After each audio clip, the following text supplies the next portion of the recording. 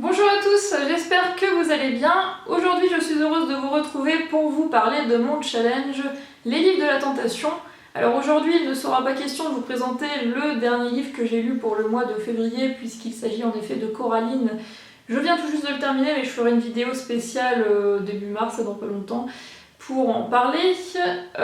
Aujourd'hui je vais vous présenter en fait 10 livres que vous m'aviez proposé pour lire, donc c'était parmi vos coups de cœur, et certains d'entre vous m'avaient demandé de faire une petite liste, comme ça permettait aussi que tout le monde en profite, que les wishlists s'agrandissent. Je crois franchement que je vais me faire détester entre cette vidéo là et le booklist VF qui va arriver bientôt. Voilà, je vais me faire petite, mais vous inquiétez pas, comme je dis à chaque fois, moi aussi j'en pâtis beaucoup. Voilà. C'est pas grave, on va faire avec, dans tous les cas c'est pour notre bien. Donc on commence tout de suite. Je vais donc vous présenter 10 livres, et le meilleur c'est que j'en ai déjà lu 4 parmi ceux-là, donc j'ai plutôt une bonne note quand même. Le premier, il s'agit de la rubrique Cœur, qui est un livre de chick-lit jeunesse, c'est-à-dire un livre destiné plutôt aux jeunes filles, parce que c'est un livre avec une héroïne assez jeune. Je vous avoue que c'est pas spécialement mon style de lecture, mais pourquoi pas, hein, comme on dit, on ne sait jamais. C'est l'histoire d'une jeune femme qui veut devenir journaliste, et du coup elle va s'intégrer dans le webzine du lycée. Bon. Sauf qu'elle hérite de la rubrique horoscope, qu'elle trouve franchement inutile. Au final elle va avoir du succès, et elle va jouer les Cupidons. Voilà, bon pourquoi pas, un peu de romance, c'est très simple à lire je pense. Donc si vous aimez bien la chick-lit, bon voilà une petite présentation d'un livre que je ne connaissais pas. Ensuite nous avons Ce qui nous lie. Alors ce livre-là, soit on l'aime, soit on passe à côté, hein. De toute façon, voilà. J'ai vu des avis très bons ou des avis pas bons du tout, c'est soit l'un soit l'autre. Pour ma part ça avait été un coup de cœur, donc comme ça bah, c'est bien, la personne qui me l'a conseillé, on est sur la même longueur d'onde.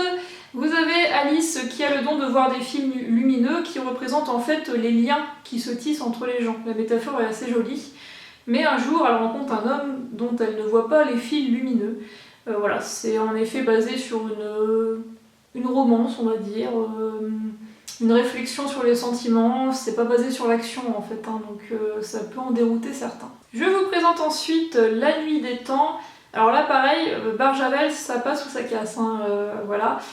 Ce roman-là, c'est un de mes préférés en fait, qui devrait être dans mon top 3 de tous les temps. C'est une très belle histoire d'amour que j'avais découvert en 3ème et que j'ai adoré et que j'adore toujours.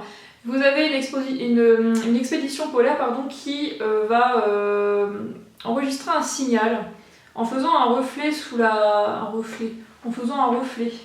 Donc, en faisant un relevé sous la glace, voilà. Et en fait ils enregistrent un signal qui donc dit qu'il y a quelqu'un là-dessous, ou alors au moins un appareil. Et en effet, il y a deux personnes qui sont sous la glace et qui vont raconter leur histoire.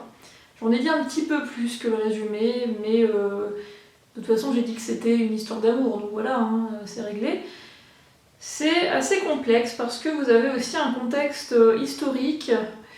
Barjavel intègre beaucoup ses idées dans ses romans. Vous avez un petit peu de science, un peu aussi de réflexion sur l'espèce humaine, sur le progrès, etc. Voilà, c'est un écrit qui est quand même assez complexe. Non, tais-toi, toi. Et du coup, oui, c'est une très belle histoire d'amour, je pense que je vais la relire prochainement. Si quelqu'un veut la lire avec moi et qu'on se fasse une lecture commune, ce serait bien. Alors pas tout de suite, parce que là je vais être en période de conseil de classe, je suis morte. Fin mars, début avril, ce serait sympa, donc n'hésitez pas à me le dire. Voilà, je sais que beaucoup d'entre vous veulent la lire. Donc je dis beaucoup d'entre vous, je sais même pas si les personnes concernées me regardent, mais j'ai vu ça sur ma page Facebook, je vois ça aussi parfois sur les commentaires d'autres blogs, etc. Donc ce serait l'occasion de lire La nuit des temps ensemble. Voilà. Le 4e livre, il s'agit de Véridienne, dans lequel nous découvrons un royaume aux prémices d'une guerre civile, un roi indifférent, deux princesses insouciantes et un prince héritier qui revient soudainement. On ne l'attendait pas du tout, hein. Donc ça va poser quelques problèmes. C'est un univers de fantasy qui propose différentes intrigues politiques, et ça fait plusieurs fois que je manque de l'acheter, donc je pense en effet le lire tôt ou tard. Ensuite, il y a A comme aujourd'hui. Alors ce livre-là, je l'ai emprunté déjà une fois à la bibliothèque, mais j'ai pas eu le temps de le lire. Honte à moi, voilà, c'est comme ça, hein, donc je le réemprunterai avec plaisir. Vous avez en effet un résumé intriguant avec un jeune homme qui se réintègre en un nouveau corps chaque jour, dans une vie différente, sauf que ça va lui poser un petit souci quand chaque jour il est amoureux de la même fille. Ensuite, vous m'avez proposé Enclave, et en fait j'ai déjà lu cette dystopie que j'ai beaucoup aimée, j'en garde un très bon souvenir, et pourtant ça fait un moment hein, déjà. J'attendais les tomes à chaque fois à leur parution. Donc je dis dystopie, c'est plutôt en fait aussi un monde qui vire dans le post-apocalyptique avec des épidémies et une guerre qui ont ravagé le sol donc de la Terre, etc. La Terre n'est plus vraiment habitable à sa surface. Du coup, on va suivre une héroïne qui vit dans des enclaves souterraines, hein, enclave d'où le titre, voilà. Et bien entendu, on se doute qu'un de ces jours, elle va plus ou moins découvrir le monde extérieur, le monde qui l'entoure, et il va y avoir plein d'alliés et plein d'ennemis. Les aventures sont vraiment très bien, ça bouge tout le temps, ça se lit très vite. N'hésitez pas si vous aimez un peu ce genre-là.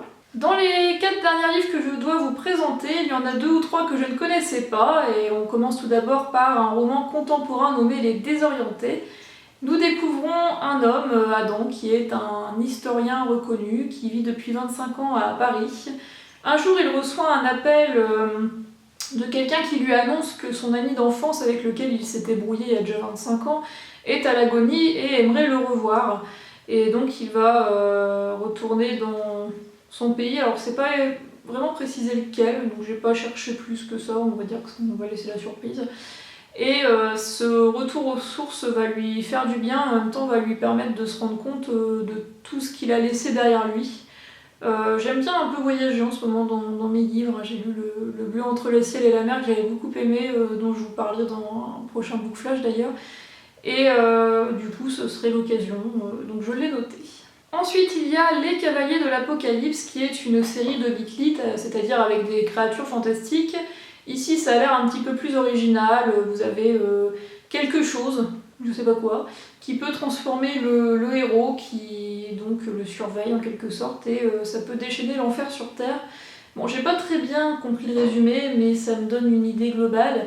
Et bien entendu, ce cher monsieur est amoureux d'une humaine fragile, donc il est un peu confronté face à un dilemme apparemment, enfin bon. Pourquoi pas. Après pour moi c'est vrai que c'est pas des résumés qui me tentent énormément, c'est de la bitlit un peu traditionnelle, dit comme ça. Pour le moment en bitlit je préfère me concerter sur... me concentrer, oui voilà merci, me concentrer sur Rebecca King, que j'adore, voilà.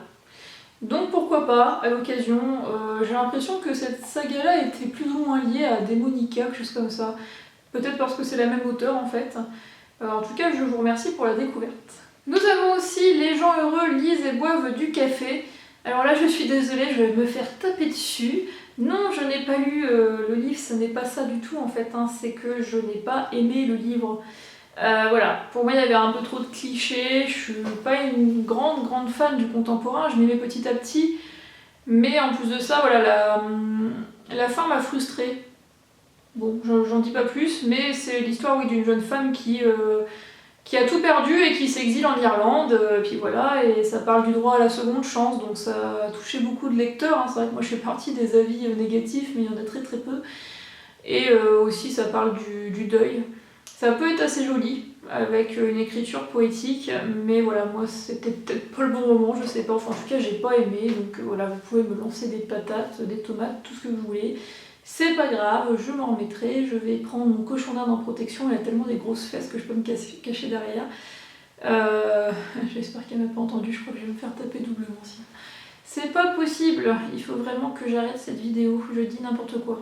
Et on termine par Kafka sur le rivage, dans lequel nous découvrons un jeune garçon qui s'en va de sa maison de Tokyo et qui va faire donc un long voyage au cours duquel il va trouver plein d'alliés, d'ennemis, etc. Bon, on sait que ça parle un peu du voyage. Ça se passe plus ou moins, je pense, au Japon. Enfin, en tout cas, il part de Tokyo. Après, je sais pas où il va. Mais j'aime bien aussi. En plus de ça, le style de l'auteur me plaît bien. Cet auteur-là, il plaît pas à tout le monde, hein. J'ai lu un de ses autres livres il y a peu de temps, et ce sera peut-être aussi dans le prochain book flash d'ailleurs. Et j'avais bien accroché, donc bah écoutez, celui-là je vais aussi l'ajouter à ma wishlist, c'est certain. Voilà, n'hésitez pas à me dire si ce genre de vidéo vous plaît, mettez un petit commentaire ou un petit pouce vert, comme ça je verrai si je continue ou non mes petites listes de recommandations que vous m'avez faites. En tout cas, moi ça m'avait fait très plaisir d'en avoir autant. Ma wishlist un petit peu moins, mais bon voilà, hein. J'espère qu'un des livres que j'ai cités ici vous tente. N'hésitez pas à me dire lequel ou lesquels, comme ça on verra si on a un peu les mêmes tentations, hein. Et voilà, je vous souhaite de très bonnes lectures, je vous dis à très bientôt et je vous fais de gros bisous. Bye bye.